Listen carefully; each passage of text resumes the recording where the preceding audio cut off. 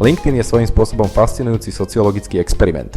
Pôvodne mal slúžiť ako profesijná sieť, miesto na pracovné kontakty, odborné postrehy, skúsenosti z praxe a príležitosti, ktoré majú človeka profesíne posunúť. Dnes však čoraz častejšie pripomína skôr javisko, na ktorom sa nehrá o kvalitu práce, ale o kvalitu seba prezentácie. Človek tam už neraz nečíta o práci, ale o starostlivo naaranžovanom kulte vlastnej osoby. Z obyčajného stretnutia sa stáva lekcia o líderstve, z povýšenia dôkaz charakteru, z odchodu zo zamestnania osobná odiseja a z vlastného ega hlavný rečník celej tejto digitálnej konferencie.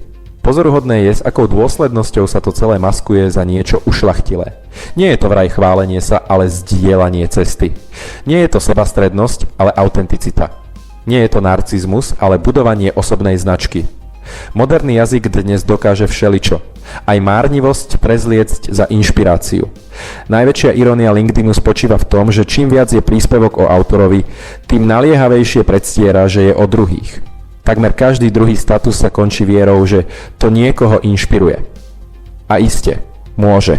Napríklad k tomu, aby človek zavrel aplikáciu a išiel robiť niečo, čo nepotrebuje okamžite premeniť na verejný autoportrét.